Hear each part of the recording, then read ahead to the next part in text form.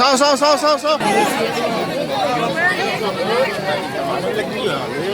Sabi. Side na ko lang mane. Manu lang mo daw kan jura pa di. Sa.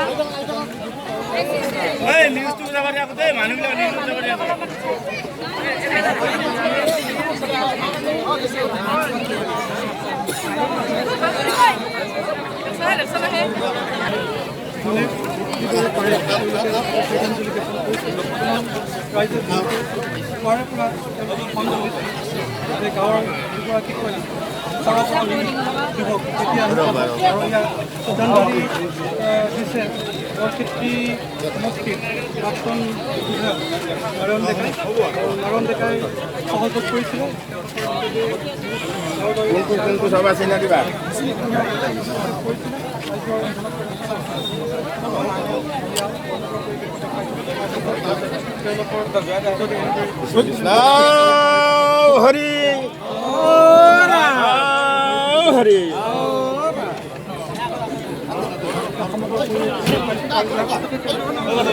অতি দুখীয়া পৰিয়াল এইটো চৰকাৰী নীতি নিয়মৰ মাজত এইটো যদি কিবা ব্যৱস্থা থাকে নিশ্চয় কৰা হ'ব।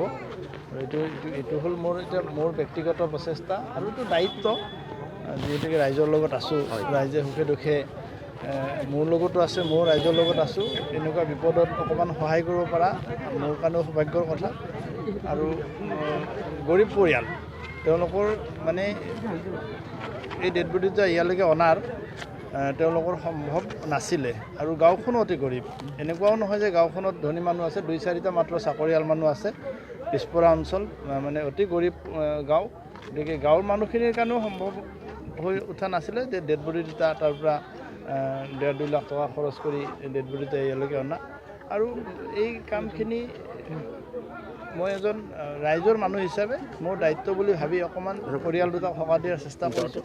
এইখিনি দুয়োটা পৰিয়ালে আৰ্থিকভাৱে পিছপৰা আমি দেখিছোঁ, কিন্তু বিজু দাস আৰু সঞ্জয় দাস, কিন্তু সঞ্জয় দাসৰ 3টিকৈ সন্তান আছে। এগৰাকী কন্যা সন্তান আছে আৰু 2গৰাকী পুত্ৰ সন্তান আছে। আৰু সৰু পুত্ৰ সন্তানগৰাকী তেনেই সৰু, 2য় শ্ৰেণীত পঢ়ে। তেওঁলোকৰ কিবা পঢ়া শুনাৰ দায়িত্ব বা এইবিলাক নিশ্চয়কৈ আমি আলোচনা কৰিম। আমি আমাৰ ইয়াতে জ্যেষ্ঠসকল আছে, আমাৰ গাঁৱৰ ইয়াৰে যিসকল আমাৰ গাঁও উন্নয়ন সমিতি আছে আৰু পৰিয়ালৰ সদস্যৰ লগত আলোচনা কৰিম। আমি সমাজ পাতি আছোঁ এইকাৰণে। আমিতো আৰু অসমীয়া সমাজখন খুব আমাৰ সমৃদ্ধ সমাজ, সংস্কৃতিবান সমাজ পাতি এইকাৰণেই আছোঁ, ইজনে সিজনে যাতে কামত আহিব পাৰোঁ।